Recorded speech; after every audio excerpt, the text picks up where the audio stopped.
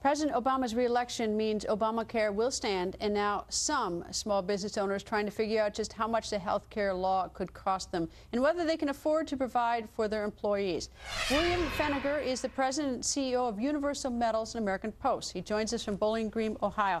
Good evening, sir. And I know you do not like the Obamacare, and I'm curious what impact you anticipate it will have on your business. Hi, Greta. Good evening. I can tell you that our concerns are the hidden factors that haven't been shown to us at this point.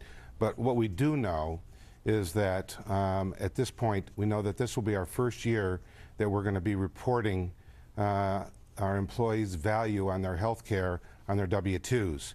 Now, we're being told by the government that that is just a routine policy that they're asking for. But I believe we all are of the understanding that once we start reporting those valuations, that there's going to be taxes levied on that valuation for the employee or employers. That's a fear that we have. We're not sure how far that's going to take us and how deep it's going to cut into our operating cost. One of the big things that we have as a problem as employers, medium and small size employers, is that, our upbringing over all the years, I have employees that are been with me over 20 years, and our focus has always been to try to take care of our employees, give them a great place to work, and they can depend on us. The problem we're facing is that I'm not sure if I'm going to be able to continue to offer them the kind of health care that their families, their kids need.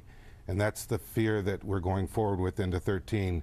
All the hidden agendas that have been held back on Obama health care, we now feel they're going to probably start to surface, so we'll get a better understanding.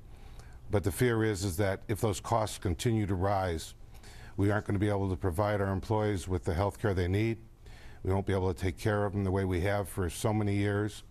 And in addition, those rising costs will then force us to really consider whether you maintain, retract, or grow your business going forward. That's the fear we have. All right, let me ask two questions. One is if you report the value, let's say the value of the health insurance for a year is $3,000. If you report the value, the fear is some point down the road the government's going to determine that that's income to the person. So the person receiving that W-2, that value note, is now going to have to pay income tax on the $3,000. Is that what you mean as to the value on the W-2? To the best of my knowledge, that's what I understand. Okay. I'm not a healthcare expert, but that's what I understand. Okay. As to, have you gotten any indication whether your health care costs are going to go up and what percentage for your employees for the next year? Because I'm hearing from some business owners that they're getting information about what's going to happen to their health care costs. I assume every year it goes up a little bit, but do you have any idea what's going up next year? Well, it's really funny you ask. As of Monday, we got our renewal policy quote, and our insurance company is telling us we have a 30% increase for next year. So right now we're reeling back from that and trying to figure out what we're going to do for next year, not even considering where the Obama health care is going to take us. Just health care in general is, we saw an increase that we've never seen an increase this much in 1 year. So, the problem is that, our employees are paying more and more as we participate with us in our policies.